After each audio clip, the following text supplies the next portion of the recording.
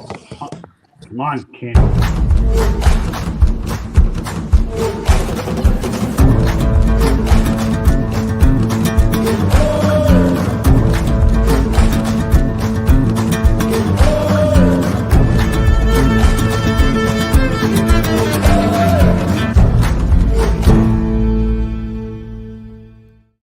Good evening, everybody, and welcome to another edition of Sports Wrap. My name is Scott Morgan, your host, Motor City Mad Mouth. Got a loaded show today, and we have some great people. We're going to talk about all the news that's going in and out for the sport that's on Frozen Pond. Last night from our Battle Royal, Cody Spink. I'll tell you, we lit it up last night, didn't we, my friend? Oh, yeah, we did. It was fun. And we got Dennis Marook, our Hall of Famer on here. Got to get this guy into the Hall of Fame. What are these people That's drunk? What are right. they That's smoking? right. Get over there. Guy got to get him in Toronto for all the right reasons. We're working on it, Dennis. The more we Thank keep you in the news, the more we keep you on here, the more people will pay attention to us. I am That's right. loud, Thank you. and I'll do everything in my power to get you in there, brother. Just stay with us, okay, buddy? All All right. right. Okay. And we got Mike Santos on. Got a busy show, Mike. Glad to have you back on. Hi, Mike.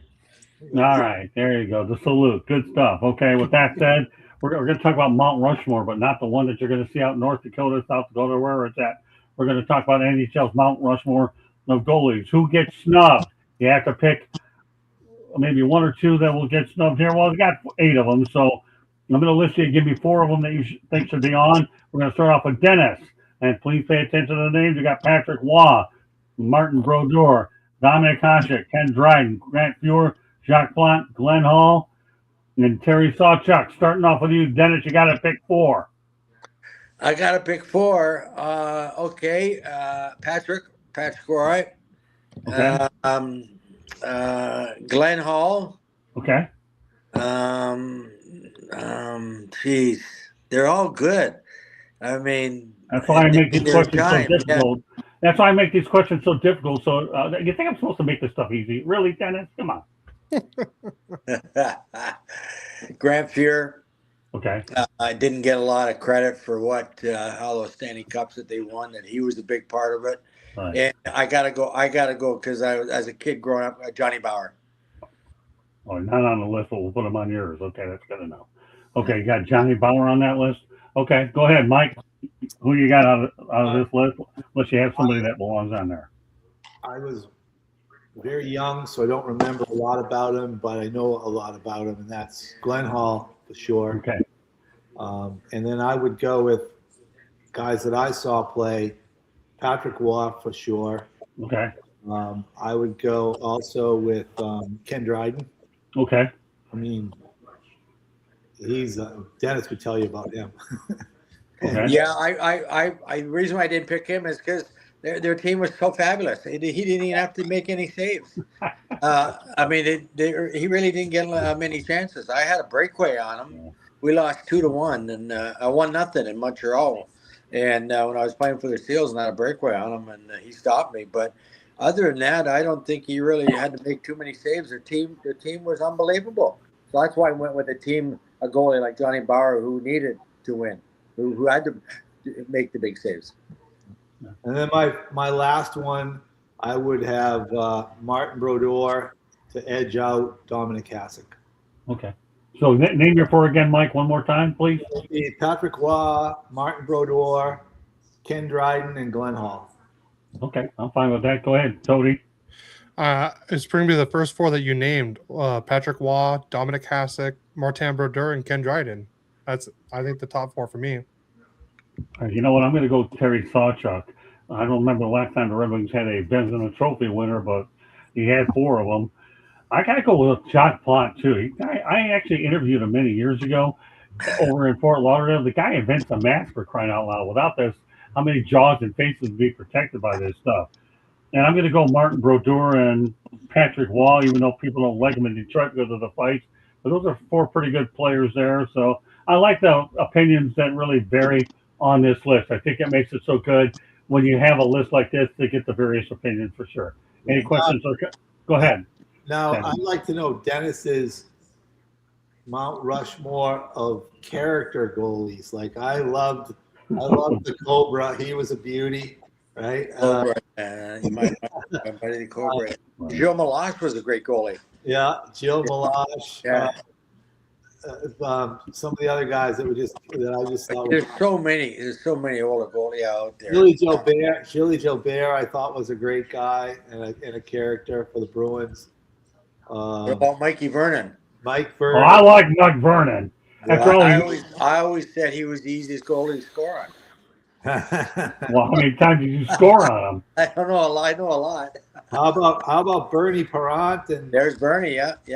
And here's a fun guy, Doug Hextall. What about Hextall? Ronnie Hextall. Ronnie Hextall. Did you ever? You must have played against Doug Favell, right, Dennis? Yes. Yeah. He was okay. Yeah, but he was a lot of these goalies, and a lot of people don't know about. They have different. I don't know. They're in a different crew. We put them aside. They're in their own little group. The way they get ready for the games, and sometimes you can't even talk to them. You know, go into the game and things like that. So they have their own little strategies and all that kind of stuff. So I always say goalies were in a different world. And if I didn't mention him right now, he'd probably hit me next time I saw him. Billy Smith. Oh, I did hit him many times. He hit me a lot of times. When I played for the Capitals, we had wars. There was no doubt about it. And then after, when we're all done and doing charity golf tournaments and charity hockey events and stuff, we run into each other a lot, and we're just like friends. You know? See, what I like about Mike Vernon is him and Patrick Wall went into a fight. I think he got the best out of him there. And Mike Vernon's the guy that went out there and snapped the Red Wings' long Stanley Cup trial. But the fact that him and Patrick Wall went at it and he got the best of it, you know what? I like that list that you guys created on your own. I like when you do stuff and expand what I'm doing. Okay, that is beautiful stuff. It really, really is. I need a shout out for Cody then. Ryan Miller. That's who I was gonna say was Ryan Miller. Ryan, that's you stole mine, Mike. Yeah, but he was a hell of a goalie. I mean, that people don't really give enough credit to. I would say average to good. I wouldn't think he was like some of the other goalies that we mentioned and stuff like that. But I would say average to good. Yeah. No, Ryan Miller. He was on the character wise. Yeah, he was on my list. You know, he's a Star Wars guy, and I've just heard so many great things about him as well. Where's Joseph? He was just on the Chicklets too, I think. Yeah. Okay, well, I'll tell you, a great topic. So I got one even better than this one. You ready? The top 10 NHL players with the most assists, okay? You ready for this list? You don't have to pick any. I'm just giving it to you, and you can comment randomly. We're going to start off with Wayne Gretzky, who has 1,963 assists. You got Ron Francis, 1,249. Mark Messier, 1,193. Ray Bourque, 1,169. Nermer Yager, 1,155. Paul Coffey, 1,135. Adam Oates, there's a name there, 1,079. Steve Yzerman with 1,063. Gordie Howe, can't forget on him, 1,049. And Marcel Dion, 1,040. All right, we're going to go to you, Dennis. I just gave you a lot of them. Tell me a couple that stand out for you. Sorry, I only had 555 or something like that. Assists out of mine. Sorry, I wasn't in that top 10, but I think depending on, and I think it all goes to look at where I played, the teams I played on it. But you look at Gretzky, you look at the Messier and guys, look at the arsenal they had on their team, goal scoring and all that. They were the top team in the 80s. They scored, they would beat teams. I think they beat us, Minnesota, 12-8 one game. So you get a lot of points on the power play and stuff. And you look at Gordie Howe, you look at Marcel. Those guys during their time, Marcel Dion, look at the assist he got during his time. He never won a Stanley Cup, and he's in the top 5 scoring. So there's a lot of players on that list that had a lot of assists that played many years, but were on teams that were very successful in scoring a lot of goals. And they were a big part of it. So Mike? they got an assist as well. Yeah, I'm intrigued by Paul Coffey getting it from the blue line, being a defenseman. But again, I'll He always be. wasn't a defenseman. He Oh, was he a wasn't. forward. Yeah, Oh, what they? They said he was a defenseman, but he was never back there. yeah. Oh, He oh, could well, skate that's different. he could skate just as fast as going forward coming back. So that's why he was always up front on the forward with the forwards. Yeah, because they had an extra forward with Paul Coffey up there.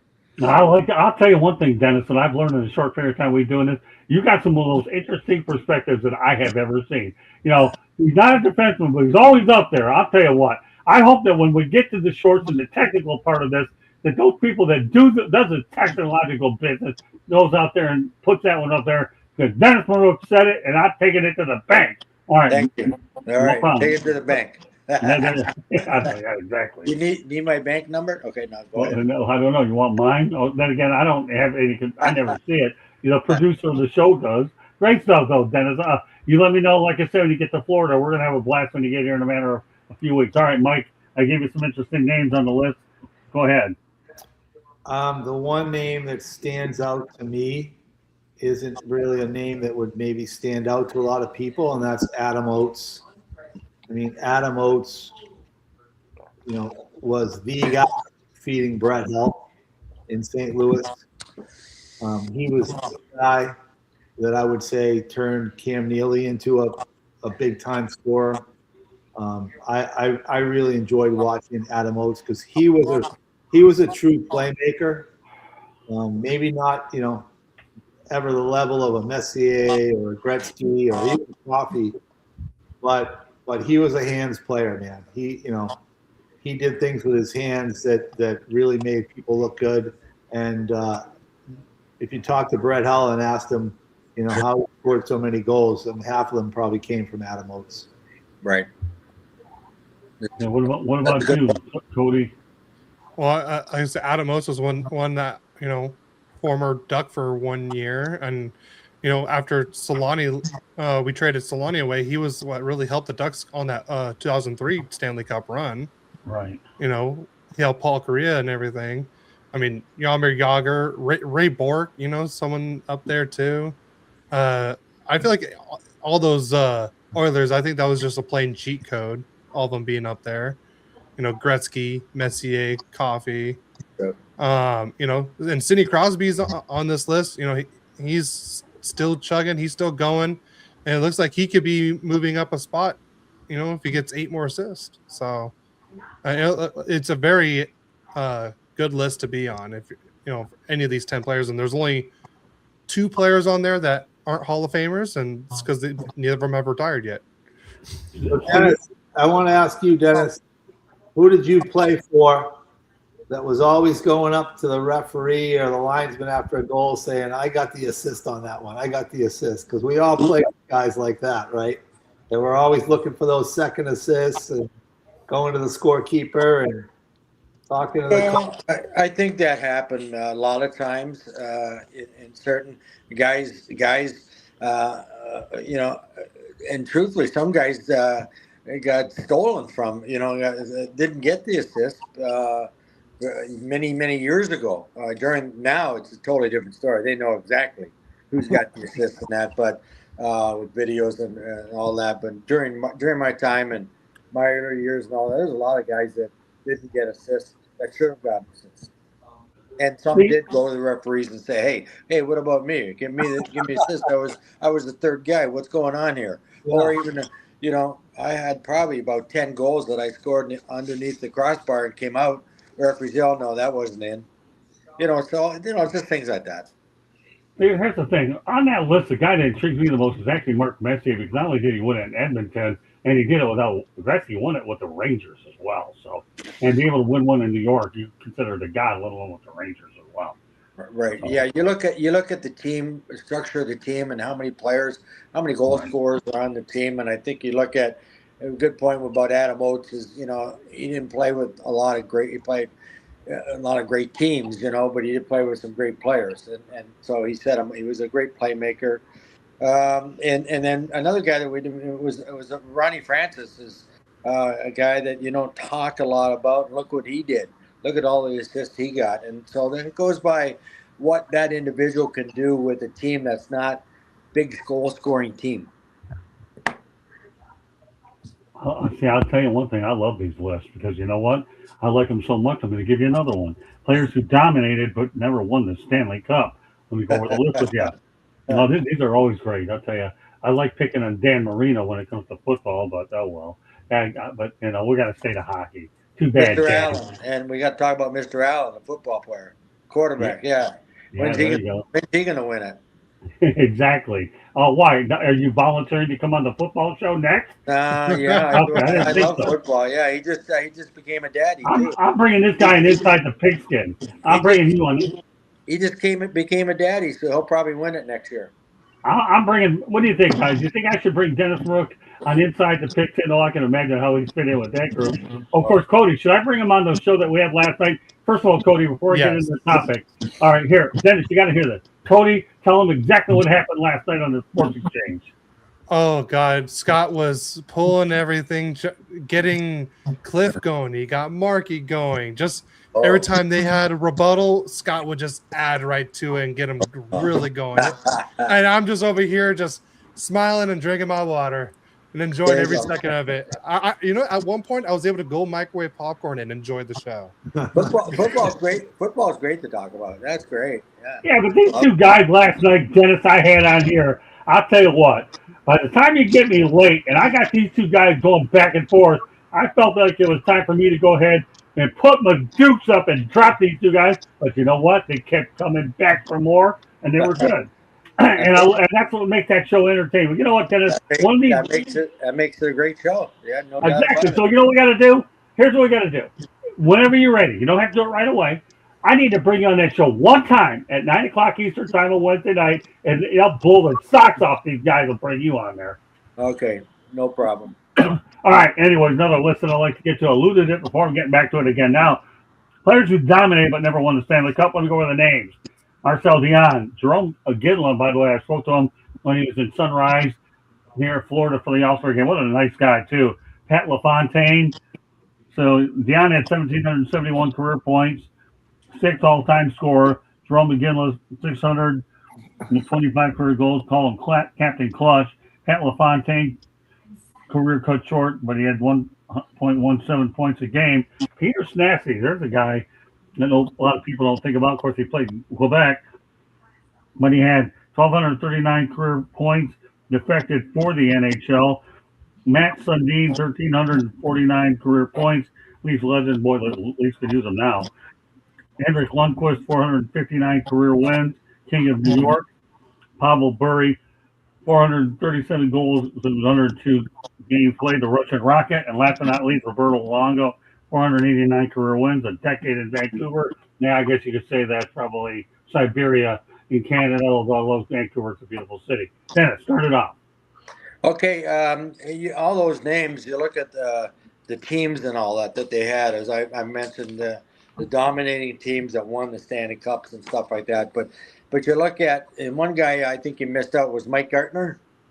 Well, it's not on the list, but you can add him. Mike Gartner was probably another one. But you look at what Marcel Dion, look how many points he had. And it's too bad that Sundin played for Toronto. They weren't going to win the Stanley Cup, so there you go there. Stastny was a phenomenal hockey player. Peter Stastny played a lot against him internationally as well as when he played in Quebec. So he was, and Jerome Gilna, you know, what he did, you know, it just happens that you get to, in the NHL, you want to be on a team that's going to have a chance to win a Stanley Cup. And I think at times, you look at these players, like Patty LaFontaine, a great guy, great player, and just wasn't on the right team or wasn't in the right situation, and that's what happens. You get some guys that only play like 3 or 5 years and win 3 Stanley Cups. They're on the right team at the right time, and they're a big part of it, whether they're a penalty killer or on the power play or just 5-on-5. So it depends on timing, team, and all that. The way I look at it, and I look at myself. I always wanted to be traded or put on a Stanley Cup contending team. The only one that we came close was the mid '80s when we had to go against the Oilers when I was with the North Stars. Mike? Yeah, there's a lot of good names on that list. The one that stands out to me is he didn't even get to a final. A lot of these guys, Jerome McGinley, Patty LaFontaine in his first year, I mean, they got to Stanley Cup Finals. They didn't win it. But Marcel Dion, for as great as player as he was, he never even got close. Yeah. Right. And that's a shame. I mean, he's one of the all-time greats. Some other guys, though, that I would say are right up there too that didn't get a shot were Daryl Sittler in Toronto, who had a great career. Cam Neely in Boston, a couple that come to mind. And then, Dennis Maruk. Thank you. There you go. Okay. Oh, well. Okay. So where are we at? So we talked about dominated. Now let's everybody get their 2 cents in on this one. I didn't. Go ahead. Well, you are now. I mean, there's a couple that I had in mind that you didn't say. I mean, there's also Joe Thornton, Paul Correa. Very good. There was another one I saw in here. I just lost it. But like two guys that have been playing. What was the other guy? He played with Marleau, also. Those are three guys. Patrick Marleau. Those three guys. No. Huh? Wendell Clark. Yeah, Wendell Clark never won one. No. Oh yeah, that's right. He didn't win one. Those are just the guys that I looking through the NHL points leaders and everything that I noticed that never won. So but like it sucks that you have such a great career and you just don't get to the finish line like that. So, and some guys have won it multiple times, and some guys don't even get the chance to even try for one. Exactly. See, I'm going to go back to Marcel Dion. Obviously, in his particular situation, okay, he had 4 years with Detroit, got out of there, didn't want to play there, went to the Kings, and the Kings, he made a name for himself there, played with a lot of good players, but he was just on some bad teams for sure. So let's continue on with the list. Adam Oates never won either. It's another one. Well, interesting. Okay, one more list I want to get to, and then we're going to get to some other important breaking news, okay? And that's the most shocking retirements in NHL history. I'll go over that list, okay? Mario Lemieux, for health reasons, retired at the top of his game in '97. Patrick Waugh, 2003, I have nothing left to prove. Pavel Bure, knee injuries forced him out in his prime. Mike Bossy, back injuries, retired at 30 after 10 straight 50-goal seasons, great career for him. Ken Dryden to pursue law. That one's always interesting. Retired at 31 with 6 cups, career short. Pavel Datsyuk in 2016 returned to Russia. Dustin Byfuglien, 2020, lost the passion. Okay, I can appreciate that. Just walked away from the game. And Datsyuk, case he had a year left on his contract. And last but not least, Ilya Kovalchuk, 2013, returned to Russia the first time. Left a massive contract on the table. So which one stand out to you there, Dennis? What stands out there? That Datsyuk, man, I tell you, he was a phenomenal hockey player. There's no doubt about it.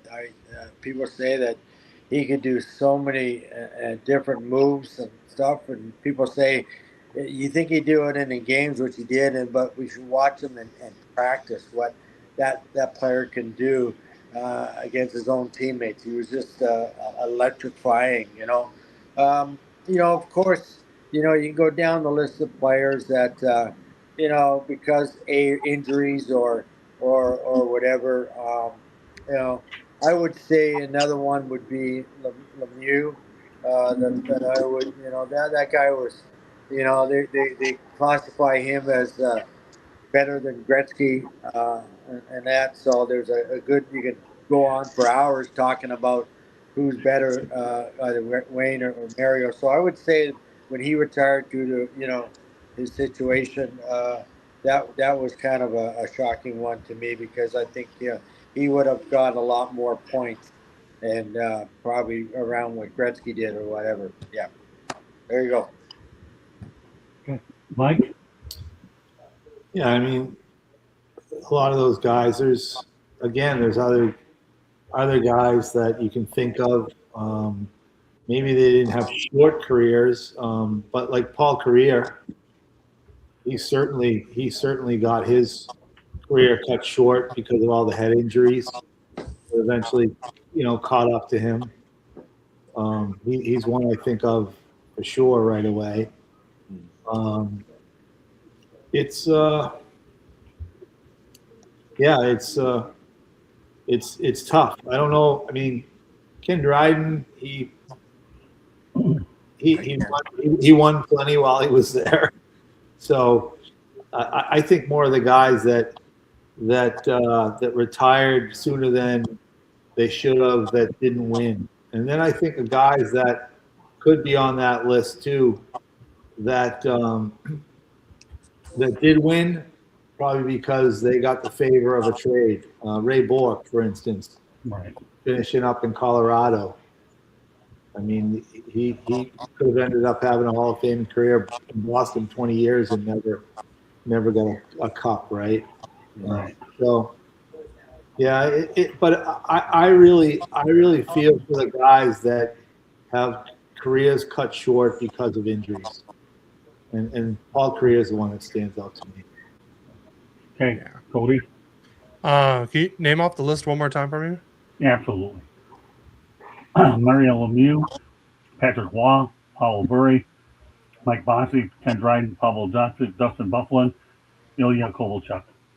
Yeah, I was gonna say the Dustin Bufflin one.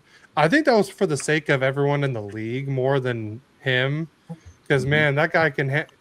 I just remember watching him. He had one guy in each hand, and just dragging them and everything like that. And he was a you thought if Jacob Trouba was a train, then what was Dustin Bufflin, man? Man, like I said, I think that was probably the more I don't want to kill anyone while I'm playing out here kind of thing. And then the other one, Kovalchuk was another one. Patrick Waugh, the Ken Dryden one is like, he won everything, and he was kind of just, I'm done, I'm good, kind of thing. Like I'm pretty sure that shocked a lot of people, but it was his choice, and he was happy about it. But yeah, the Dustin Bufflin one is the one I was kind of shocked about, and makes me wonder if he was anywhere other than Winnipeg at that time, would he have retired that early? I bring up one other guy that a lot of you probably don't know from the Minnesota North Stars. He was our captain, Craig Hartsburg. Yeah. He was a great defenseman, a great leader, and he had, due to injury, had to retire early. He had a rotating hip bone. It kept falling out of place, and it was so much pain that they said they had to have surgery and wouldn't be able to play again. So there was one guy that I will put on that list that, for me, could have done a lot of great things in the game. He became coach, an assistant coach, and all that in the NHL. But on the ice, he was just a great leader, great competitor. See, the guy I'm going to go with is Ken Dryden, easily. And I'll say that to pursue law, but people didn't forget about him too long because he was on the Miracle on Ice paired with Al Michaels. So if you forgot about him when he played, you didn't forget about him in 1980. That's for sure. The other ones I get, Patrick Waugh, obviously nothing to prove. After a great year, but Ken Dryden easily stands out on the list for me. I don't have to go any deeper than the list. All I have to do is go deeper into the show. And I'm going to do that. We'll talk about the Red Wings have acquired David Perron from the Ottawa Senators for the conditional fourth-round pick in the 2026 NHL entry draft. So what are your thoughts about that trade, Dennis? Well, David's been around. There's no doubt about it. He's a pretty solid hockey player. How much is he going to do for Detroit? We'll see. They're fighting out in their situation there in the playoffs. So I think with his maturity and how he plays the game, you can use him on the power play. You can use him penalty killing. He's pretty steady 5-on-5. So is he going to lead the team? I don't think he's going to be a player to lead a team. I think he's a player to help that team if they get into the playoffs and get their injuries back playing, which I think they did with Larkin. and they'll become a stronger team with them. But I don't think he's going to be a player to lead them. Okay. He'll be there to help them. Okay. That's fair. Mike? And by the way, hello, Earl Kinsey. Glad to have you in here. Glad you made on the second one. Fire up after this one. Go ahead, Earl. Go ahead, Mike. Oh, anybody wants to come on? Candy will send you a link, Earl. You come on one of these days. I'm a big Steve Eiserman fan. I have been saying you got to stay patient with what he's building there. But I'll tell you what, the way they started this season and then went into the trade deadline, and now watching what's happening to them again, looks like they're going out of the playoff race, I'd be pretty disappointed as a fan if all you're doing is bringing David Perron back. Right. Nice player, but they got Justin Falk too. Yeah, but he's been in this. But Perron, we're talking about. I mean, he's been in the league 16, 17 years. He's played for 89 teams. Some of them 3 or 4 times. Like, I mean, the Red Wings just signed him a year or 2 ago, and now they're bringing him back. Like, it smells of desperation. We got to do something, or it's going to look bad that we didn't do enough this year. I don't know. I mean, I agree with Dennis. He's a nice piece, to add on, but he's not going to be a leader. I don't think he's the guy that's going to get you over the top and get you into the playoffs. Nothing against David Perron, but I'm a little disappointed that that's what the Red Wings did, including that. But Mike, I couldn't agree with you more. They could have done way more than this guy. I get to realize he's a piece, but when you haven't made the playoffs in 9 years, and you get is Falk and Perron. Sorry, Steve. I'm being a guy from that area. I don't think you got the job done. All right, Cody, you have the last word. We're going to bring Candy Emily again for the next segment because this is a very important one as well. We got 3 topics on women. Candy's going to be a part of each and every one of them tonight. Go ahead. Yeah, I mean, Detroit could have easily done more than just getting Justin Falk and David Perron. They had $11 million in cap space, and they have plenty of draft picks, plenty of prospects that they easily could have made a big move, or sometimes you don't even need to make a big move. You just got to make the right move at the trade deadline. Because usually the teams that win in the Stanley Cup, they never make the big move. They just make the right move at the deadline. That's what I've noticed. With Vegas that 1 year, all they got was Barbashev, and boom, Stanley Cup. Perron's always been that kind of guy that teams always like to add at the trade deadline. I mean, my Ducks did it. Edmonton did it. I think Pittsburgh did it. Vegas did it. And then, Detroit, St. Louis for the 8th time. So, like I said, I've always liked David. He kind of has that veteran presence about him. He's not someone that's going to lead you on the ice and stuff like that, but he's probably like a good locker room guy. And from what I've heard, is people like having him in the locker room. Right. So I can see probably why Detroit wanted to bring him back, because he probably clicked with the guys from before, and they wanted to bring him back and see, they thought they were going to make the playoffs, and it looks like they're going to be a little short again.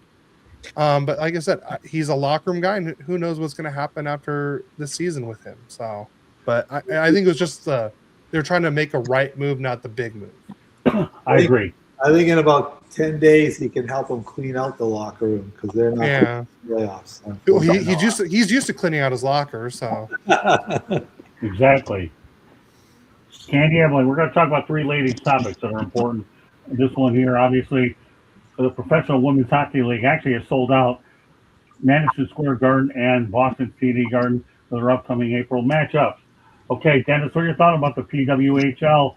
I'll tell you what, women's hockey is starting to draw pretty well.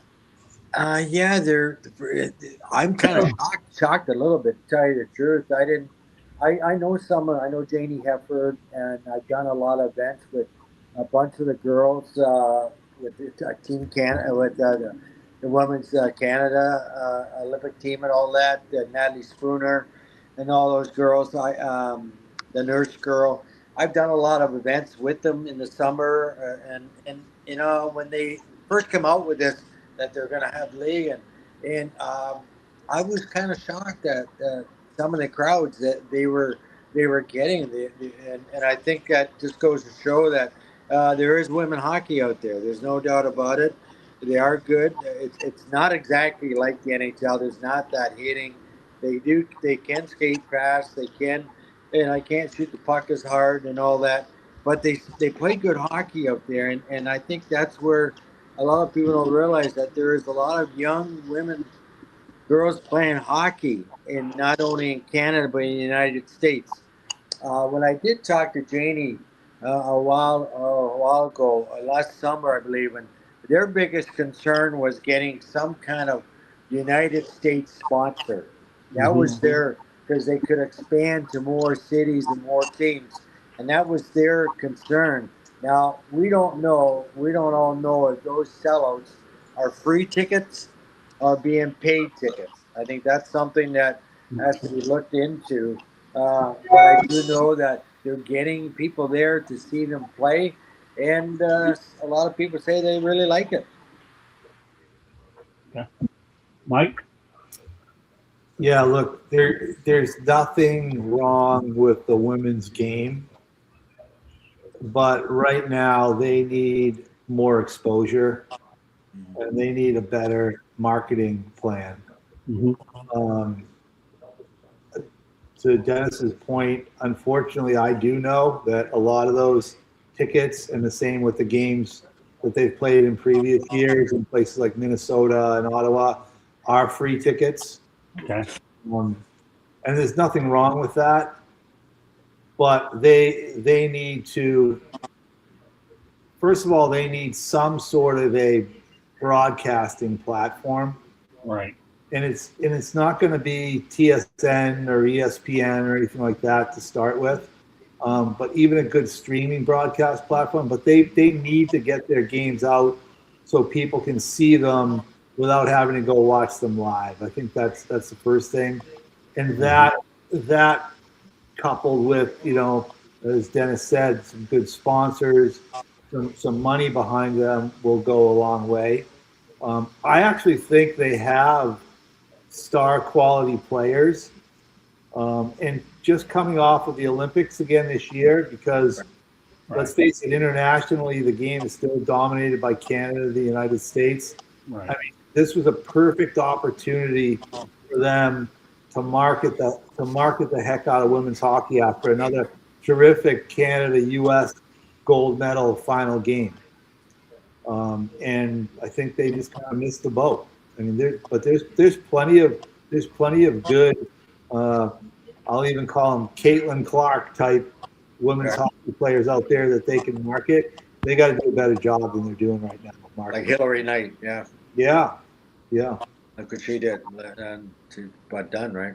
So, great stuff. For you, Dennis and Mike, what do you think, Cody? Well, it's a good thing seeing the PWHL selling out, the Boston Garden and the Madison Square Garden. I mean, some of the players that were from Team USA, half the team was in college still. So I mean, some of these players haven't been drafted yet, and they're still expanding. This is only year 3 of the league.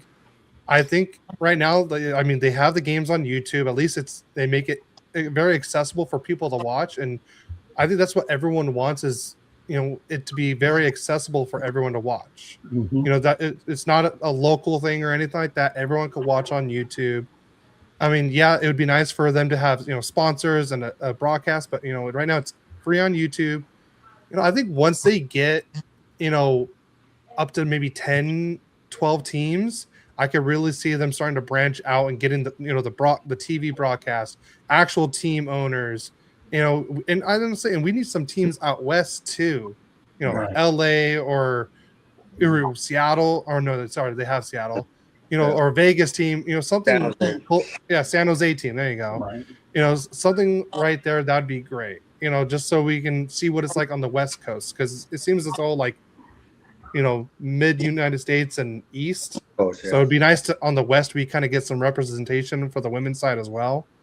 But I mean, on that, I think it's good to see that they're selling out these these historic kind of arenas. The gardens. Yeah. Okay, Candy, That's your first real opportunity to contribute to the Sports Wrap Our Hockey Show. You're going to have 3 opportunities tonight. Start with this one. So we talked last night on Sports Exchange. What was the most underrated sports that we talk about? We talked about NHL. We talked about men's hockey. So vice versa, women's hockey is going to be underrated as well. And I think it's really taking off. I think it's really growing. If you look at this league, following the first season, the attendance grew by 52.5% in the next season. So you know it's gaining momentum. In early 2026, the league saw 154,000 fans in January alone, averaging 8,726 per game. To be honest with you, that beat the crowd at the Miami Marlins game the other day. And we talk about how good baseball is. Come on. I know it's the Marlins, but I'm just saying, you know. You're putting the Marlins in here. Really? That's not a very good comparison. I'm sorry, Candy. Candy. We beat them by over 2,000. A women's hockey league that we think is, I mean, let's face it, it's most underrated when we're talking about the sports and listing the sports. Yes, it's coming off USA Olympics. And it's also coming after the NC2A where the Wisconsin women won. And on top of that, Scott, and I don't know if this is going to steal any thunder, but the NC2A on February 20th of 2026, a massive crowd saw Wisconsin women play against Michigan at the Kohl Center. It was 15,511. So that's telling you that the attendance for women's sports is increasing, and I'm so happy to see it. Hey, that's more than the Marlins and the Oakland A's combined. She saved herself there, but that Miami Marlins comparison, you get real, Candy. You can't put that. Hey, I added the Oakland A's in that too. We didn't even average that amount in Cleveland. I played in the NHL with the Cleveland Barons. Yeah, I remember that. We didn't even get an average 8,000. No way. Yeah, no. Hey, listen, you know what? You want to really go back to the attendance thing? How about the WHA when they had the Michigan Stags? They were awful. Come on, Candy. You can't put the Miami Marlins in this one.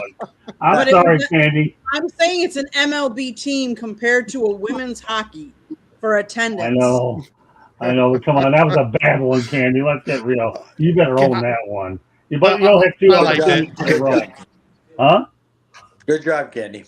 Okay, well, now you got him sold on you. He just saved you. All right, Cody, what were you going to add before I interrupted you? Oh, no, I was going to say it was the Wisconsin-Michigan game when she said it was at 15,000. I'm like, that's more than the Marlins and the A's combined. Oh, now we're bringing the poor A's in here too, right? Okay. Yeah. All right, well, that's fine because we're going to talk about another woman, but this one, unfortunately, is not very good news, but I have to bring it up nonetheless as part of the job. But an NHL reporter was killed after a fire in her Minnesota home. Jesse Pierce was found dead with her 2 sons and their daughter after a blaze broke out at their home in White Bear Lake, Minnesota. She covered the Minnesota Wild for NHL.com for roughly 10 years. Dennis, this is tragic. I played for the North Stars, and I lived in Minneapolis. Well, I lived in Eden Prairie, Minnesota for 14 years. So I know what it's all about in the Minnesota hockey and all that. And then what she worked for the NHL, it's just a tragic situation. Yeah. You know, you hate to see anything like this happen to anybody, not only a person that's involved with sports and that, but and then to lose the children. I mean, that also was very, very sad. Anybody that has children and being gone in a house fire.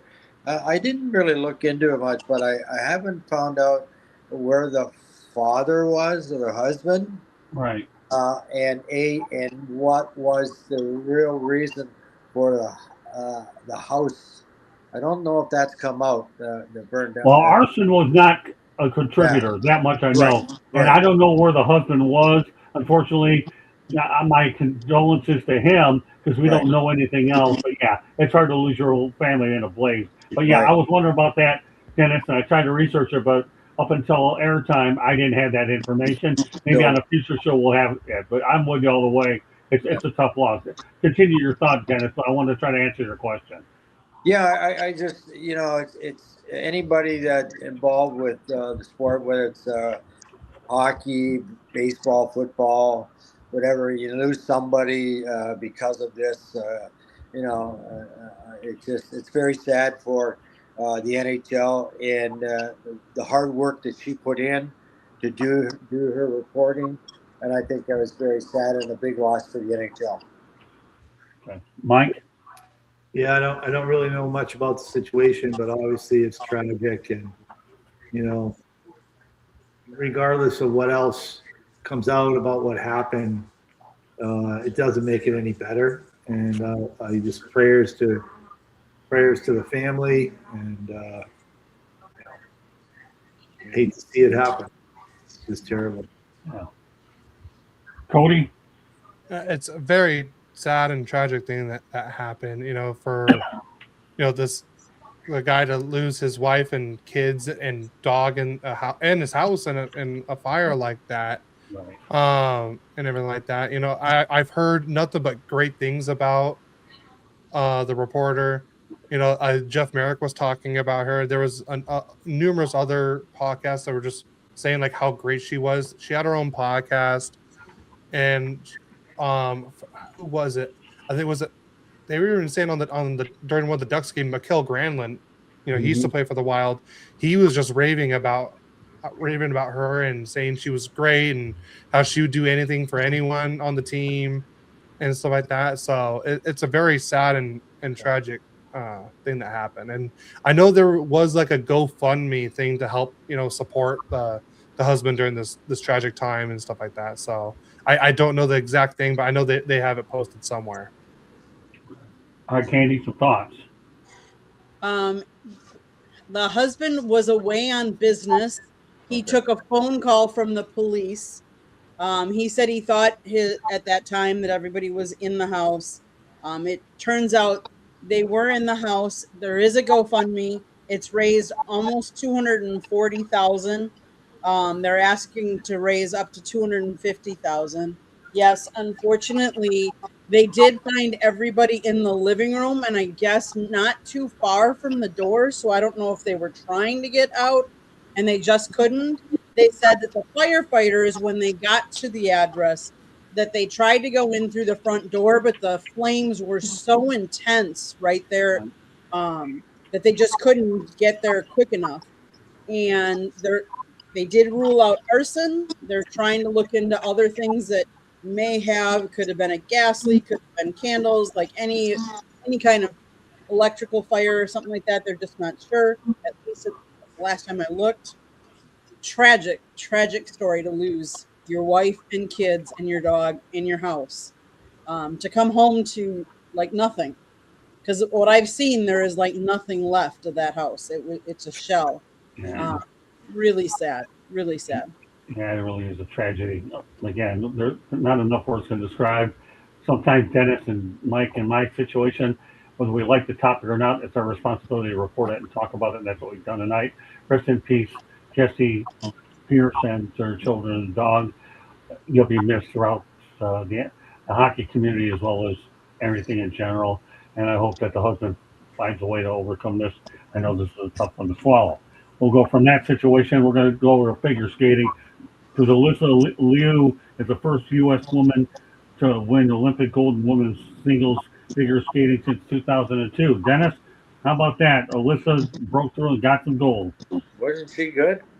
She was awesome. Yeah. I watched the skate. She was really good. I tell you, she deserved every bit of it, and they also won the team event, right? The gold medal for their team. But yeah, I read up on her a little bit and all that. It just seems that she's been, in the starlight and that, and really worked hard. And I tell you, those figure skaters, I don't care. Well, hockey players work hard on the ice, but these girls, they get up and they skate early in the morning. Everybody's still sleeping, and they're out whipping around that ice and doing flips and things. And since young girls, and now her dream came true, becoming a gold, medal winner. And I believe that wasn't she involved with Taylor Swift a little bit at some Heart Radio Music Awards, and donate credit Taylor Swift for her songs and all that for helping them, inspiration to win the gold medal. Her and her team. Mike?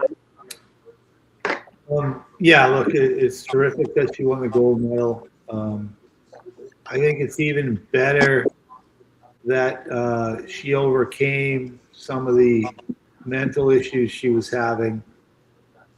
And, she's 20 or 21 years old now, I think. 20, yeah.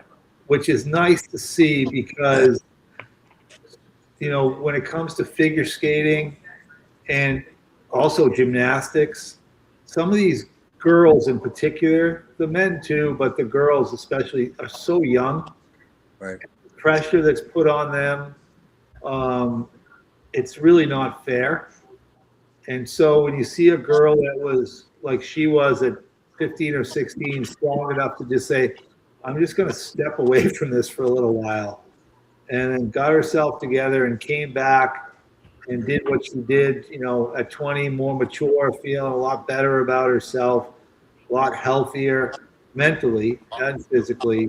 I think that's terrific. And I did see something recently where now she's decided she doesn't want to skate at the World Championships, which is good for her. I mean, she's as Dennis said, she's achieved a dream, and she is now in control of her life and her skating life, as opposed to having skating and the skating community in control of her. And I think that's a real lesson for a lot of these other young athletes, boys and girls, to be able to say, like, we all want to make the pros, we all want to win gold medals, we want to do those things, but if it doesn't happen, it's okay as long as I enjoy the sport for the right reasons and I'm healthy about it.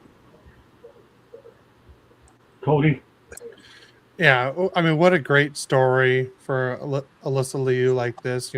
At 16, she, like Mike was saying, she stepped away, and 2 to 3 years later, she came back, and probably maybe she wanted to be a kid for the next 2 years. She was 16 years old, because a lot of these figure skaters, they're doing school and then figure skating practice, because ice is very limited and expensive. So I mean, I'm pretty sure she wanted to have it be time as a kid for a little bit and enjoy her high school years, and then she got right back into it, and now she's an Olympic gold medalist. I mean, what a great story. See, before I bring Candy in here, I want to go back to what Mike said about gymnastics. I was in Los Angeles in 1984 when Mary Lou Retton took the nation by storm and won those gold medals. I was actually in the area with my cousin Terry over in Westwood Village, and it was exciting to see Mary Lou Retton do what she did. Well, kudos to this young lady as well for doing it, for duplicating it at a young age. All right, Candy, you have the last word on this, and then you're going to give a preview for Fire Up, and then we have some more hockey topics to get to. Go ahead, Candy.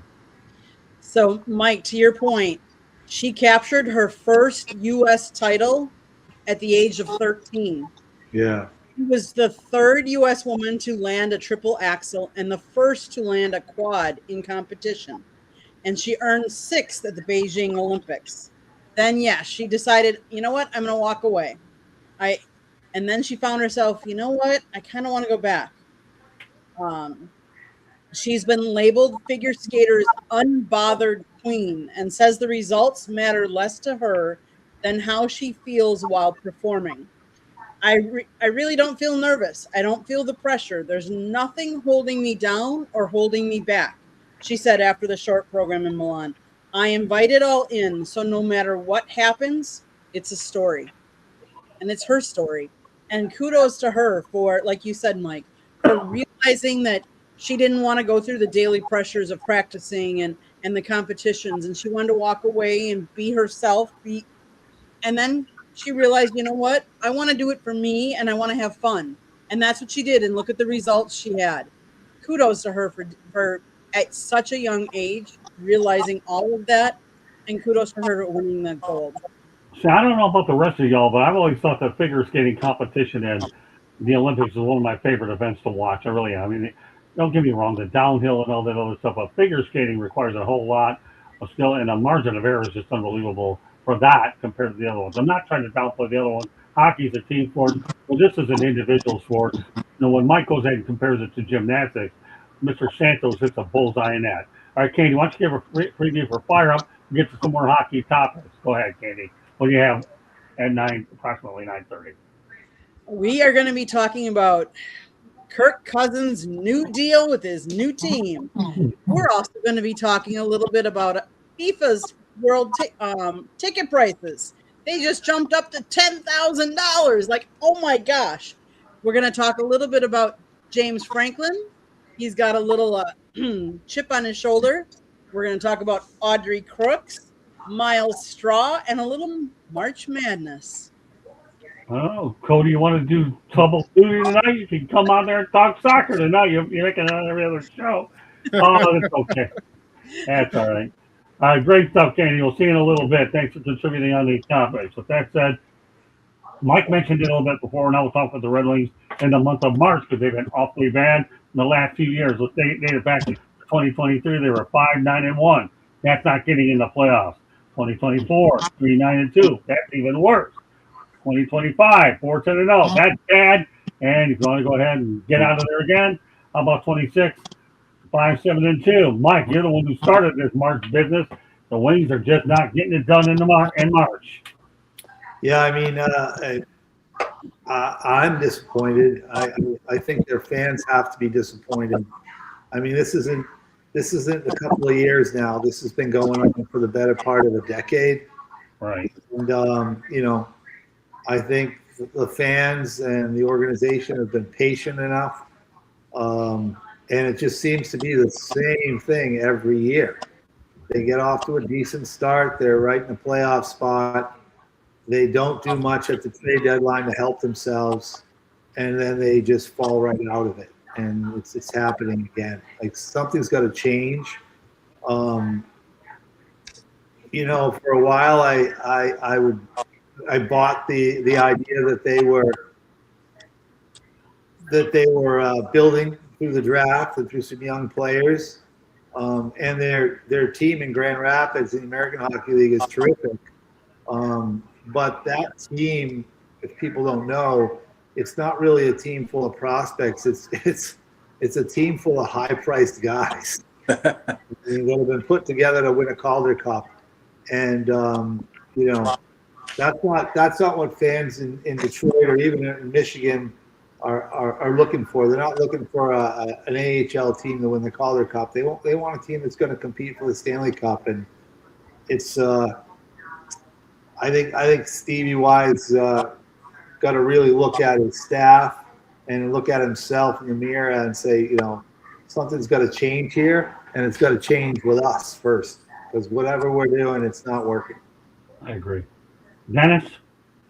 It's nice to see them turn around a little bit. I mean, it's nice to see them be in the hunt, and I think they had a good start and everything, but they got a Gibson, the goalie. That was a big plus thing for them, getting Gibson. But aren't they playing tonight against Ottawa? Well, they're playing Philadelphia, if I understand. I don't have a score on it, but Detroit. Okay, and they're not far off the playoffs. They still got a few games left, so I would like to see them get in. I think Detroit's a better team than Columbus and all those, the Bruins and all. I think they played better. They've had some injuries that have kind of got them back down, losing streak there, but they're back. Some of the guys are back. I really think that if they could just keep going, I think they'll get in and they'll maybe do some damage. Yeah, they need to get some more players, but they're right there. They're right there. Raymond's good. DeBridge, he's good. They got good players, and they just gotta keep going and keep working hard. And I think if they stay healthy and the rest of the season, I think they've got a good chance of getting in. They got Stevie Y. It's about time that they make a decision on. I would say if they don't get in this year, they have to make this decision on his situation. Yeah, well, Sebastian Costa, I think, should be playing. Why you've waited this long? I mean, John. I mean, they haven't. They're not confident in Camp Talbot. That's for sure. They need a bona fide Talbot, second that's it, yeah. goaltender. So let's talk. There is an update here. Red Wings 2, Flyers 1, There you go. 17:50 left in the third. So Candy Ebling will keep us posted until the show goes, and we'll go from there. Or Fire Up is coming up next. So go ahead, Cody. Some thoughts. I mean, they have a new building. I don't think they've had one playoff game in that new building yet. Nope. Little Caesars Arena. Yeah.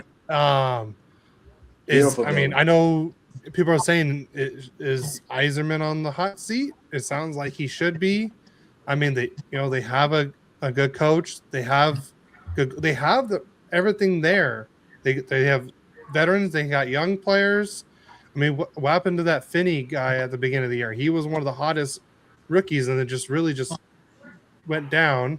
Right. I know the Larkin injury didn't help. Kopp was injured for a little bit. Right. And I mean, Talbot's been okay this year. Yeah, not Gibson, Talbot. Yeah, and like I said, I know Gibson very well. He's been he was a Duck up until this season. And I always knew, like, if Gibson's in the right situation, he could be a Vezina caliber kind of goalie, and he's done well in Detroit. But the only issue is right now is they can't rely on Talbot. So now Gibson has to play every single game because every game matters right now. I'm looking at the standings. They're out by 2 points right now. They have 86 points in 74 games. Columbus is the second wild card with 75 games played and 88 points. So they need to win out pretty much to probably really make it, because I mean, Columbus is hot, Boston is looking good. I think Boston's already looks like they have the first wild card kind of swooped up with the 94 points. So it's really between Philadelphia, Detroit, Ottawa, and Columbus for that last spot. I don't know if they can catch up to anyone else in the Atlantic. It doesn't look that way. Probably so their not. best bet is to get that last wild card spot. So, Right. Larkin needs to come in. And like we talked about earlier, is with the trade deadline, they probably needed one more significant piece to or one good core piece to really make this season work. Because you can't win. I heard on a podcast in March, the last 4 seasons, they've won 17 games total. You can't do that around this time of the year. Well, I agree with you, Cody. I thought they needed an offensive piece at the trade deadline. Was waiting for it to come. So, yeah, with all due respect, Dylan Larkin's a big part of it. He's only been to the playoffs once in his career, and they need to start winning some games. Let's continue the narrative, because the worst records the last 10 games include Vancouver 2-8, Chicago 3-5-2, Seattle 3-5-2, Florida 4-6, San Jose 4-5-1, Minnesota 4-5-1, yes, the Detroit Red Wings 4-5-1, and Utah 4-5-1. All right, Cody, we'll start with you. Just give me the 2 teams that stand out here in these last 10, because I'll tell you, they only got like 7, 8 more left to go. You're talking about the rest for who they're playing against? I'm talking about the worst 10 records in the last 10 games, the worst records the last 10 games played. Oh, the Detroit does? No, well, I'm talking about all of them now. Oh, all of them? Yeah, you want me to go over the list again? Yes. Not a problem. Okay. We've got Vancouver 2-8, Chicago 3-5-2, Seattle Kraken 3-5-2, Florida 4-6-0, San Jose 4-5-1, Minnesota 4-5-1, Detroit 4-5-1, and the Cliff Neal's favorite team, the Utah Mammoth 4-5-1. We all know that's an inside joke. Which one stand out to you, Cody? I mean, it's got to be Detroit, and I want to say, I know Vancouver's already out of it. Chicago's pretty much out of it. Minnesota. There was, Minnesota being in there is not very good around this time of year. You don't want to be having that bad of a record going into the playoffs like this late in the year. Right. So I would say Red Wings and Minnesota are the 2 I'm looking at there. Okay, Mike, what about you? I'm looking at Detroit. I'm looking at Utah. And then the third team I'm looking at is San Jose. San Jose, they're climbing back into being in a playoff race this year for a young team that has two young leaders, especially up front. I think they'll take this. Like, this is experience for them.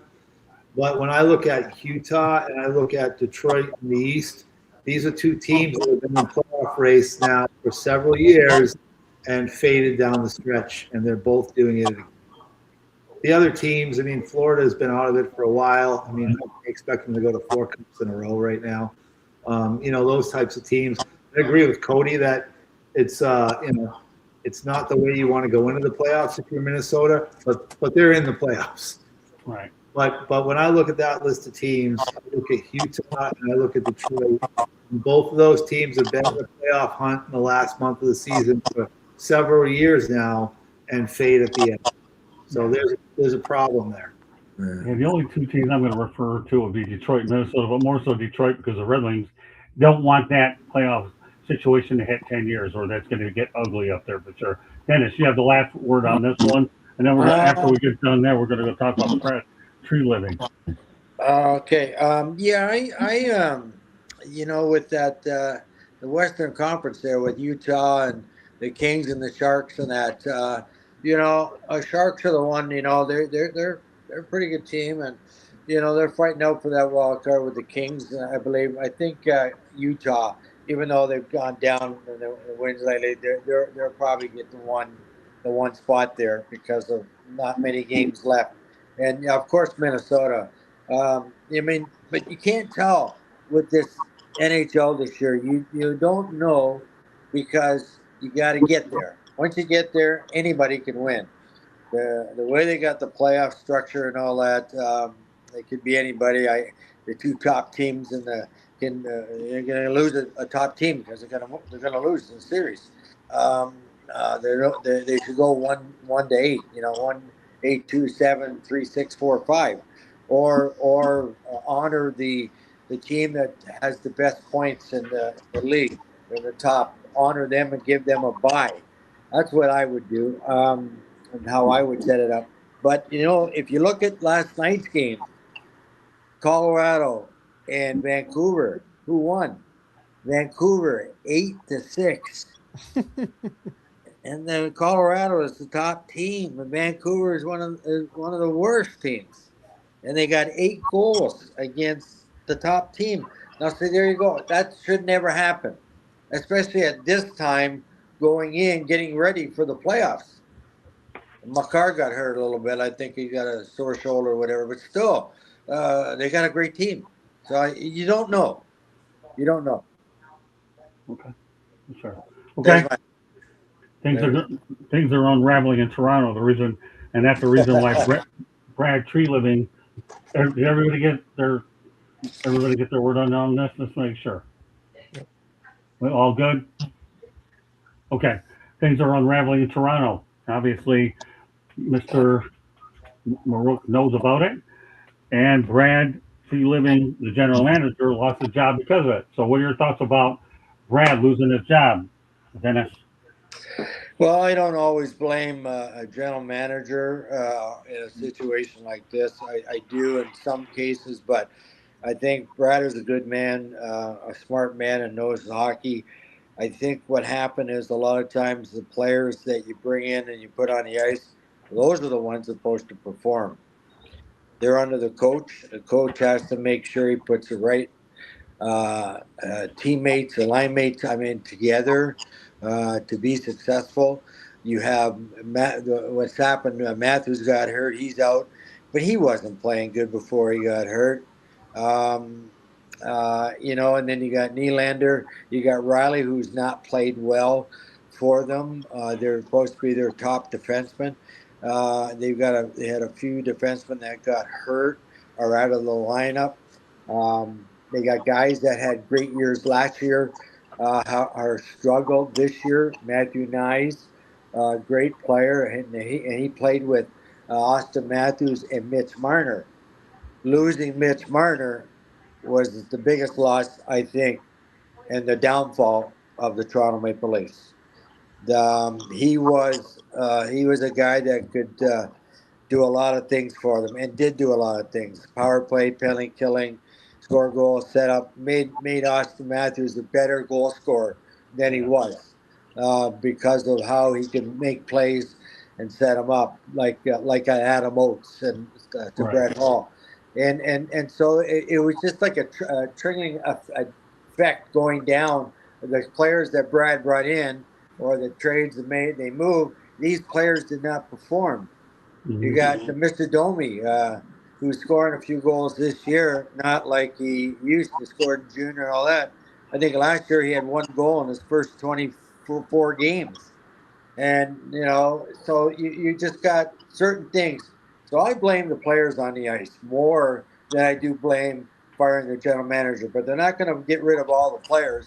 Right. They're going to get rid of the general manager that brought in the players, brought in the coach, and go from there. So that's the Toronto situation. Where they're going to go from here, who knows?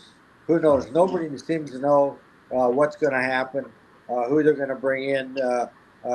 Mr. Kelly, the fellow that's kind of running the show right now, Keith Pelly. He don't know much about hockey. He needs to bring a person in that's going to run the hockey operations. The hockey operations guy's got to bring in their general manager, which I think a general manager in Toronto is hired to get fired. And I think that's because it's just so much pressure and so much going on in Toronto for that position. Yeah, I could go all night. I could go all night about this, but I'll let y'all talk about it. And, I'll just summarize my comments by saying Mitch Marner leaving was bad. Mike, go ahead. Well, I mean, Dennis knows more than anybody from being up that way. There's no tougher place to win right now than Toronto. Mm-hmm. Right. One, because it's the center of the hockey universe, whether we like it or not. The people are not only passionate, but they're the most knowledgeable hockey fans in the world. And then, add in the attention, the history, and the media. It's just a recipe for pressure and disaster one year after another. I've known Brad Treliving a long time. We're contemporaries. I feel bad for him. But when you're the general manager of any team, the buck stops there. And Dennis is right. And especially in Toronto, you're hired to be fired. But although he's a friend, he doesn't have a real good track record as a general manager. I mean, you look at Marner walking away for nothing. Well, the same thing happened to him in Calgary with John Gaudreau. He lost John Gaudreau for nothing and let him walk away because he wouldn't make a deal with him. And Gaudreau ended up in Columbus. He's made some bad trades in Toronto, obviously. Maybe they didn't look like it at the time, but they've come out to be bad trades. He did some similar things when he was the GM in Calgary.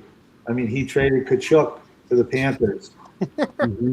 And that was the deal that put the Panthers over the top and sent them to 3 consecutive Stanley Cup finals.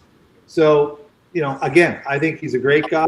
I think he's a good hockey man, but as a general manager in 2 places now and in 2 Canadian markets where they know the game, he knows the game, you just can't make those kind of mistakes and survive.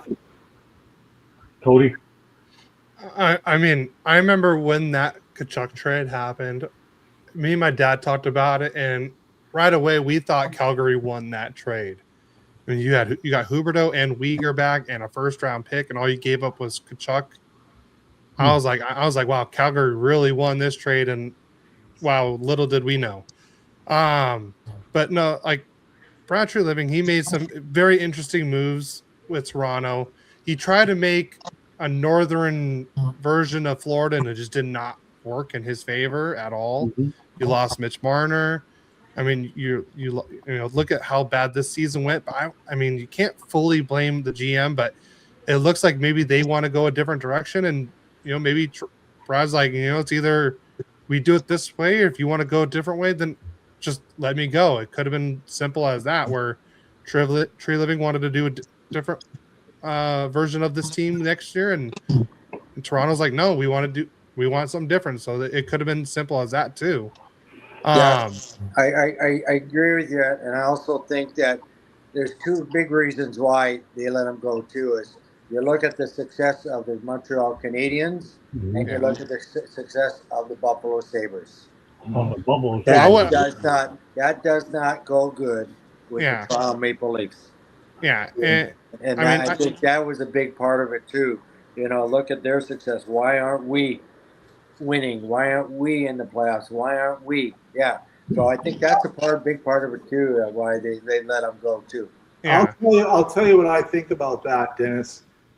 Because they're not patient in Toronto to rebuild things like they did in Montreal. It's been quite a while rebuilding, but they've rebuilt it with good young players, right?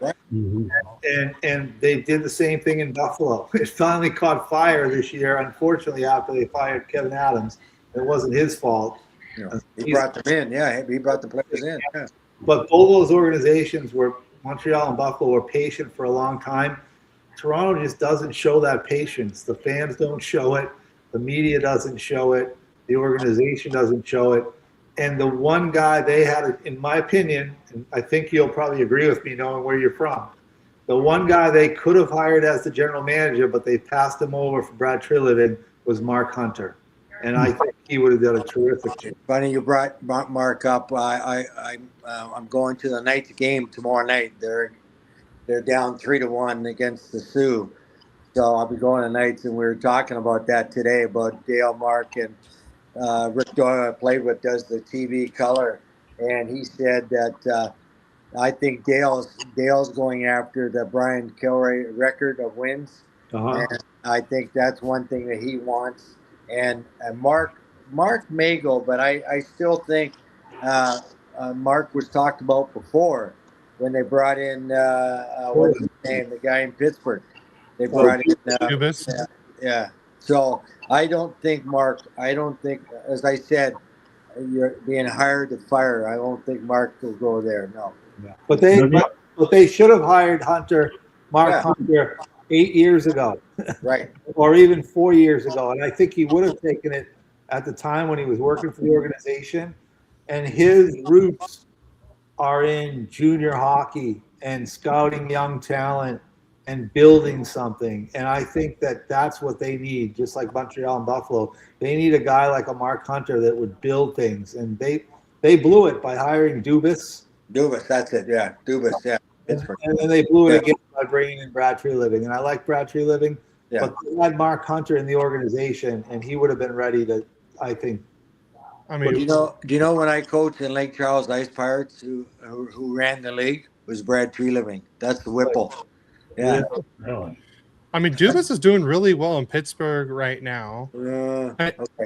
I mean, we all thought they were going to be a bottom barrel team, and they're in the playoffs right now. So, and he's yeah. Well, let me add one thing to this whole thing. Brendan Shanahan was there for a while. He didn't win there. Mike Babcock had a few good teams, and he's out of there.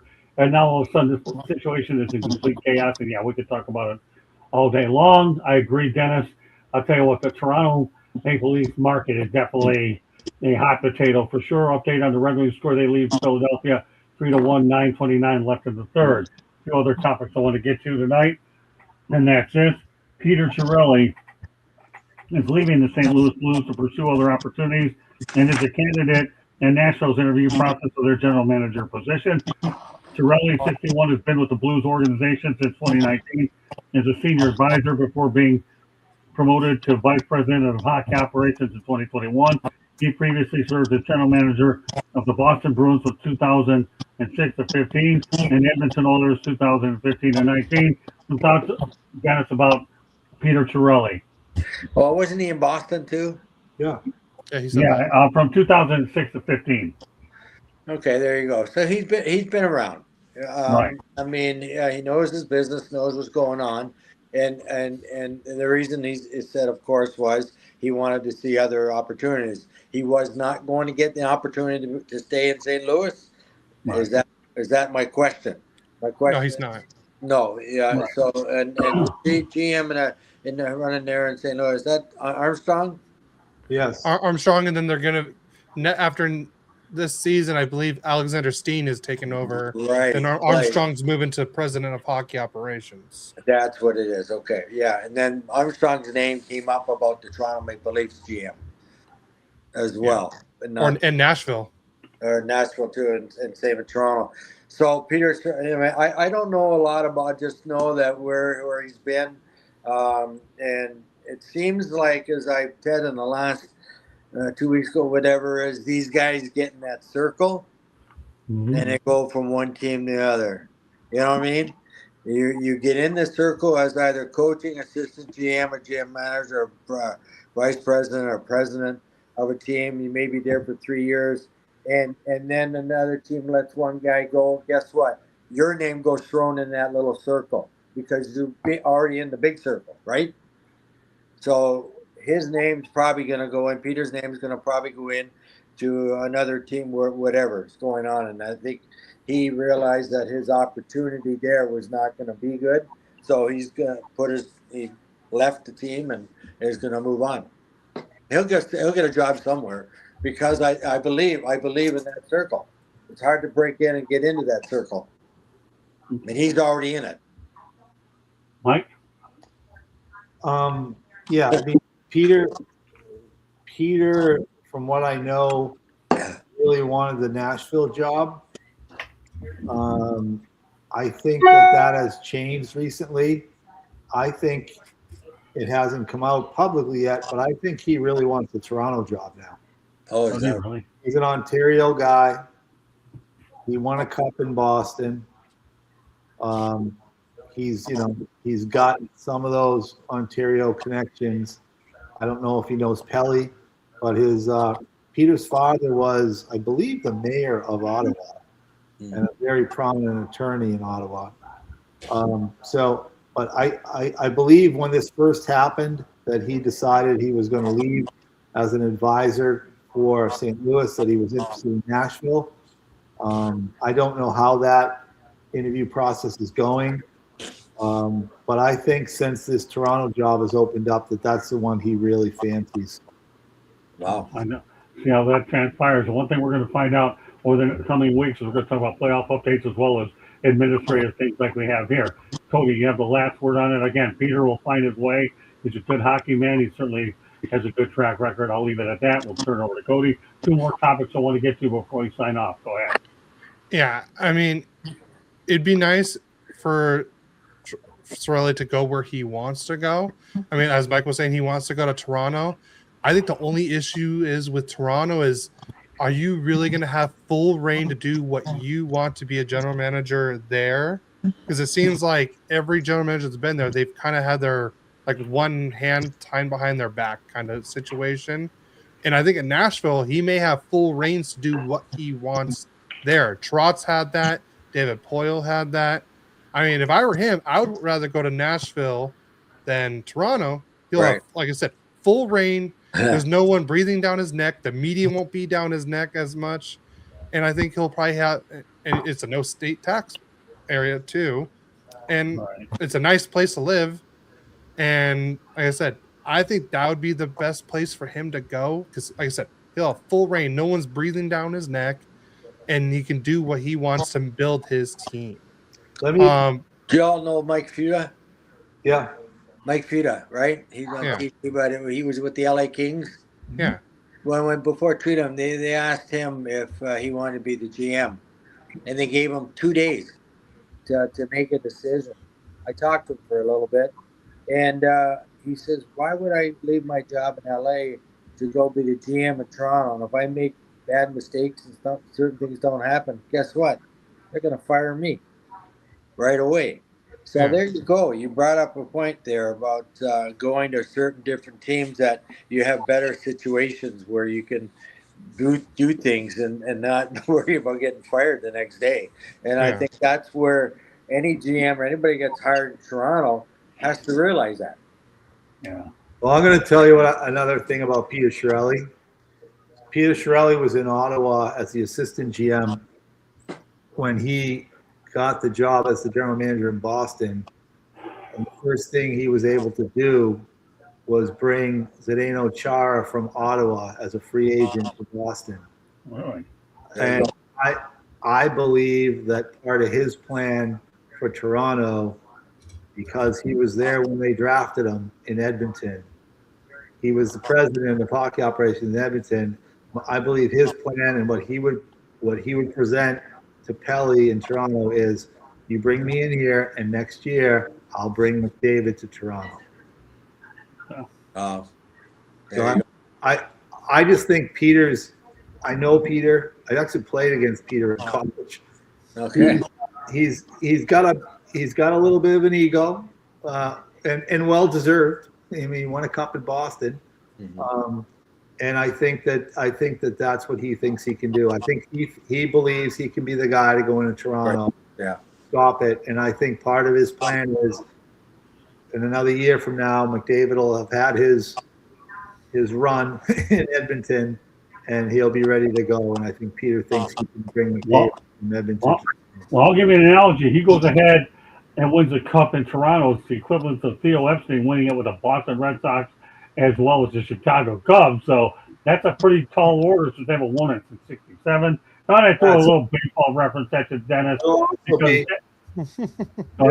It'll also be very similar to Mark Messier going to the Rangers. Right. Yeah, that's a good point too. That's a good point. McDavid is he says he wants to win in Edmonton, and I believe that.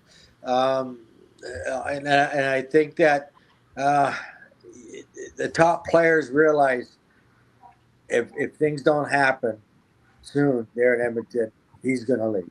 Yeah, I think whether it's Toronto, whether it's Colorado, wherever it is, I think it's time where he's just going to say, I've had enough. Yeah. He gave them a discount, and he's got one more year on his contract up there. Right.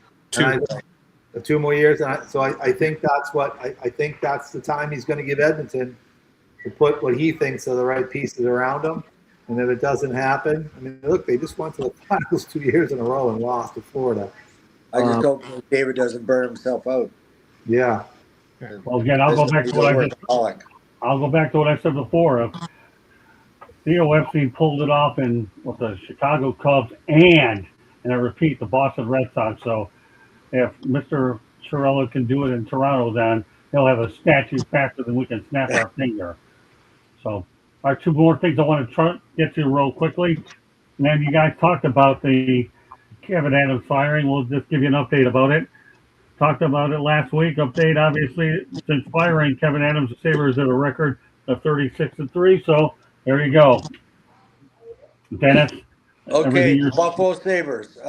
Look at them. They're fighting out for first place with the Tampa Bay Lightning, right? Right. I think there's 2 points separating. If I'm not mistaken, I got a sheet right here. Yeah, they're 2 points. I think that Buffalo, how do I say it? Their success is going to be their goaltender. Mm-hmm. If their goaltender can continue playing the way they've been playing, they got a good chance to win the division. But you can't. That Tampa team, you just never know. They are so good. That Kucherov, and what's his name? Points back playing now the way he can play. He was hurt back. They're so tough. But I think it's great to see Buffalo where they are right now for what's happened over the years with their team. It's been not a fun time for players there, but they worked at it. They brought in players. Kevin Adams brought in a lot of players. I think a lot of people questioned his ability to be the general manager there in Buffalo because he had no experience when he first got there. As the general manager, so he's worked hard at it and got, when you're not winning, as I say, you're as a general manager position, and that's what happened with him. He got fired. Yeah, well, Alex Lyons, your goaltender, Lindy Ruff has done a good job there as well. So got to give him credit. Mike, we have one more topic to go. We're going to talk about Coach John Tortorella and Bruce Cassidy as we wrap it up. Go ahead. I think, regardless of what happens the rest of the way, the Sabres have finally had the season that that's been coming to them and their fans. I mean, it's been great to see some of the clips of, how much the fans have enjoyed this second half of the season. They're filling the building. They're chanting on the way out. I think it's terrific.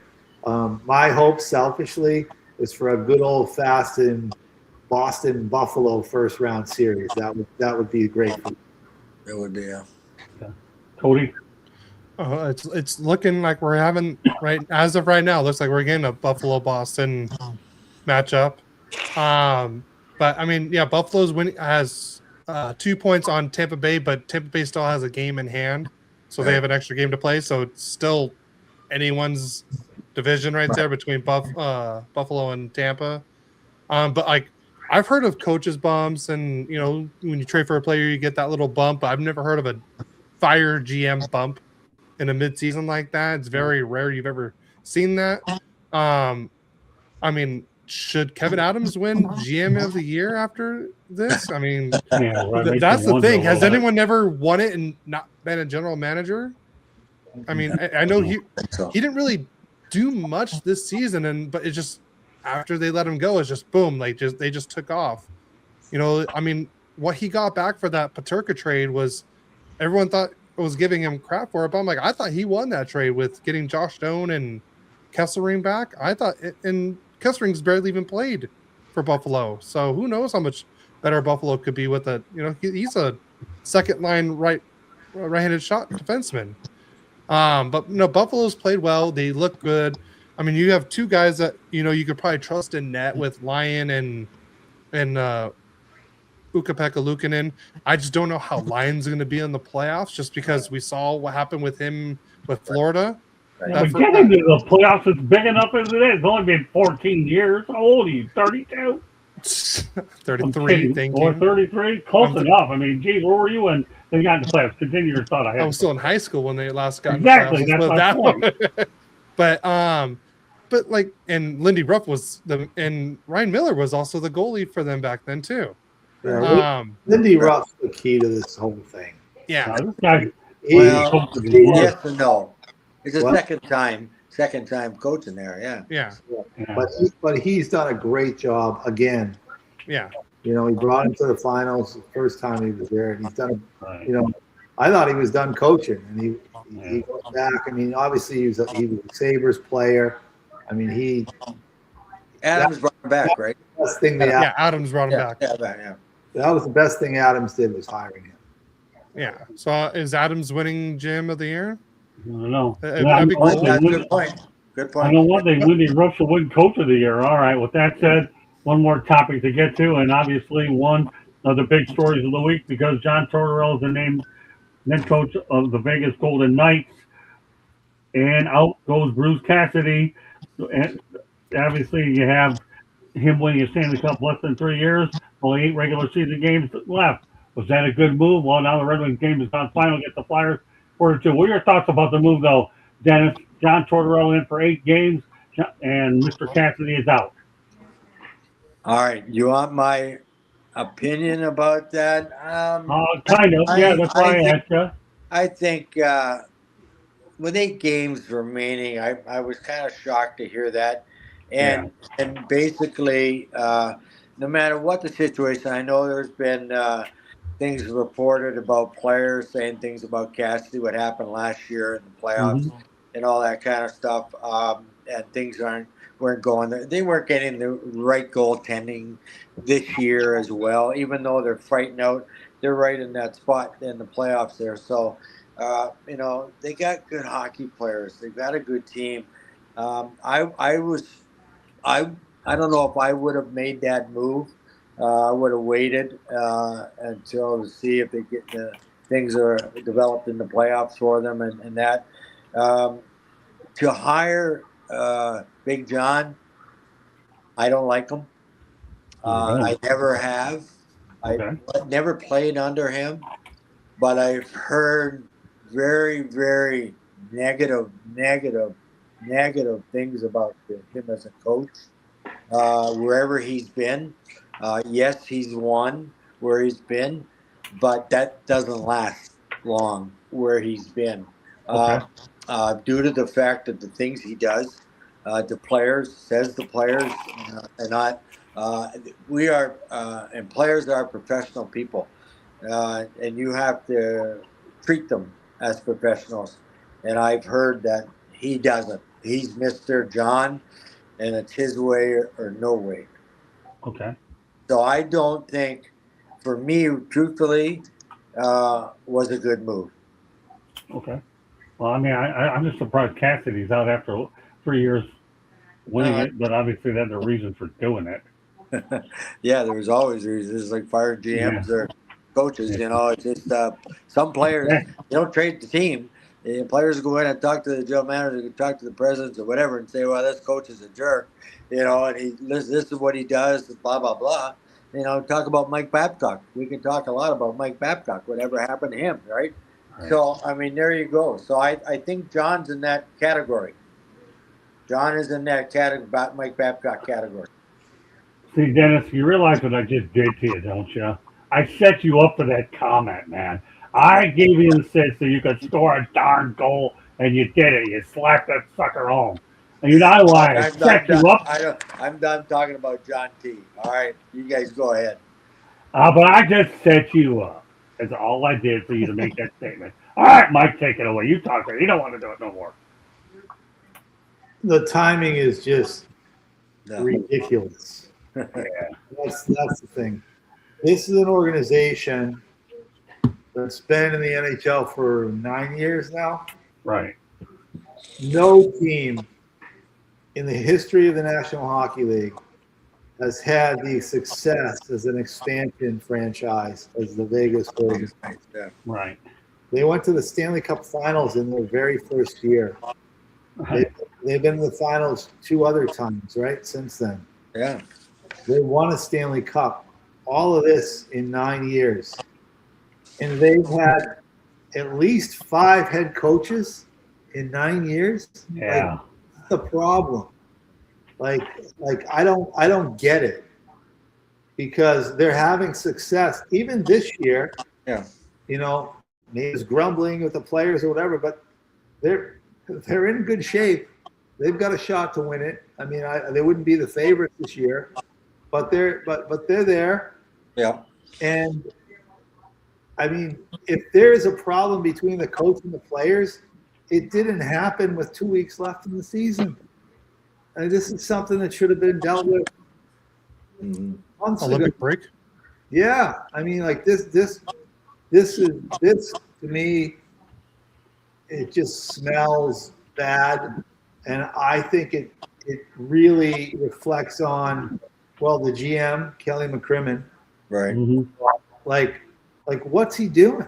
Like they've had a successful organization as you can have for 9 years, from an expansion team to 3 Stanley Cup Finals and 1 Stanley Cup championship, and never missed the playoffs. They missed 1 year. Did they miss 1 year? Okay. Yeah. And Gerard Gallant led him to that first final, and he's out of there really quick too. And the coach that did win the cup for you, you're doing this with 2 weeks left. Right. It makes no sense. It makes no sense to me. Who's the president of the club now? McPhee, isn't it? George McPhee. There it is, George McPhee. He was the GM, and he moved up, right? Right. Yeah.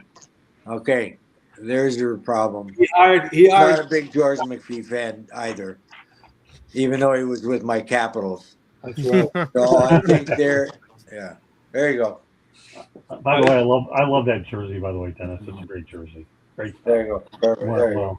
All right. Unbelievable. I know. I gotta get me a Screaming Eagle jersey. Yeah, well, I mean, Cody, by the way, I did find a hoodie for Chelsea that Candy dug out when I must have ordered it somewhere, so I'll have to wear that on. I'll bring you guys down some hats in Florida. Oh, please do. Yeah, we need to do that. Hey, Mike, this guy's coming down in May, so we got to have you and I and Dennis are going to get together. Cody, if you take a flight, you can hang out too. All right. Yeah, he's coming down in what? The middle of May, Dennis? Yeah, I think so. Yeah, all right. So I'll be back on May 10th or 11th. So this guy will be down here. So I have news for you, Mike. You and I get up and see this guy. All right, so we can really Who knows? Maybe huh? I said right on. Yeah, well, who knows? Maybe Candy will go ahead. We'll do a show remote. I don't know. We'll hang out. We'll have a good time nonetheless. Actually, you know what? We got to all the topics. I like that, Dennis. Did we do a good job tonight? You think we covered a lot? Yeah, he did cover a lot. Yeah, it was good. You guys are great, man. I have my dream team when it comes to frozen pond and then some. You know, we even got a little figure skating in there. Anything that was on ice, we covered it, baby. So anyways, but once again, a final rest in peace to Jesse Pierce. And a congratulations to Melissa Leo, and we'll see where the Professional Women's Hockey League goes from there. So, all right, with that said, Cody, why don't you let everybody know how they get a hold of you? Yeah, you can follow my dad and I at Royally Quacked. We go live every Saturday morning at 10 a.m. At Pacific Standard Time. Thank you, Candy. She reminds me every time I do that now. A couple weeks ago, we had Daryl Evans on. Like I said, it was so much fun having him on. Go check it out. He talks about, he's helped a 101-year-old former veteran to skate again. And he talks about how he skates with no laces on. Cody, go Blues, go Chelsea. Amen about that. And it sucks that they got knocked out of Champions League, but I don't want to talk about that either. But yeah, you can follow Royally Quacked on social media at Royally Quacked everywhere, and hit the subscribe button on our YouTube channel. And Michael Weathers, I'm looking forward to seeing him fire up. I will be in there in a little bit. Mike, Hockey Operations LLC, what's going on? Any updates? Well, I am working on the new contact information, so it'll be Mike at hockeyonthepitch.com. Okay, and it should be ready for next week's show. Okay, and then we conclude with in my opinion, a Hall of Famer, and I'm not going to stop talking until this guy gets in Toronto for all the right reasons. No, we don't need you with the league. We need you in the Hall of Fame. So that's one of the things we're going to talk about at the end. Dennis Maroon, get him in the damn Hall of Fame already. Come on. Wake up. Really? Maybe the Leafs should hire me as their general manager. Oh, they can't do any worse. Might will give you a shot. Maybe they'll hear. I'm telling you, this show goes worldwide, Dennis. All over the cotton chicken place now. It does. I mean, iHeartRadio, Amazon picked it up. I'm a player's coach. Player's coach. They would love. They would love. I hope the Leafs realize that. Dennis Marook is reaching out to get on the phone and bring this guy in. Although I hate to lose him as an analyst, but maybe you're the guy that could be the equivalent of Theo Epstein to get him in here. Any closing thoughts, Dennis, before Darren and I, the same group, will be back on next Thursday night. We'll talk more hockey. Any closing thoughts, Dennis, before we wrap it up and turn it over to Candy Embling? Any closing thoughts, Dennis? Thank you. Oh, I guess that's the closing thought. Okay. So no closing thoughts. No, I thought you said the thank you before the closing thoughts. Show. No, I guess a great show. Great things to talk about. There's so many things you can talk about in the game of hockey. There's no doubt about it. And I'm sure with any other sport, whether it's football, baseball, basketball, or hockey, there's just so many good stories. And every day there's a new story, so which is great. Well, we'll tell you what, we'll be back here next Thursday night, 8 o'clock p.m. Eastern Time. Dennis, Cody, Mike, and myself will bring you live coverage here about the place that played on Frozen Pond. All right, once again, on behalf, and Candy Embling, one more station break. I'm glad you brought it up. Come on real quick to promote the book. And Dennis, you got your book. Stick it up there. We need to see it. Oh, the book. Oh, here you go. Then one more time. Let's get his up there first. Zoom in on him, Candy. Can we do it? I don't know how to do it. Not me, him. He's got the book. I got Dennis Brooks. All right, Dennis Brooks got a book, and so do I. I'm big, and I don't know what I am, but I'm just wearing blue. All right, go ahead. All right, go ahead, Candy. One last station break. Turn it over to Fire Up. There you go. Lessons from the microphone, tuning into the enduring wisdom of visionary leaders. It is written by our host, Scott, the Motor City Madmouth Morganroth. Talks about his 40-plus years in the business and how it has evolved. Get your copy today. It's available on Amazon, Barnes & Noble, Kindle, Google, and Apple Books, and the audio book is out there as well. If you like to listen to podcasts, you can find us wherever you get your podcast. If you want to be a guest or have topic ideas or want to sponsor a show, you can always email us at southfloridatribune@gmail.com. And last but not least, if you see that red subscribe button in that lower right-hand corner, just click it, like us, and share us with all your friends and family, and then turn on your notifications so you never miss any of our great programming. Back to you, Scott. All right, well, that does it for us tonight here on Sports Wrap. On behalf of Candy Ebling, our producer, Cody Spake, who's going to be on the next Wednesday night and Thursday, and we have our all-star future, should be Hall of Famer, Dennis Rook, and, of course, Mike, Mr. Hockey Santos, and me, I'm whatever you want to call me, Motor City Man Mouth for me. We appreciate you joining us here on Sports Wrap. We'll see you next Thursday night, 8 o'clock p.m. Eastern Time. Thanks for joining us. We'll have more hockey updates as we draw closer to the playoffs. Good night, everybody. And thank you very much for joining us. Michael Edwards, see you shortly. Good night, everybody. All right. Good night. Good night.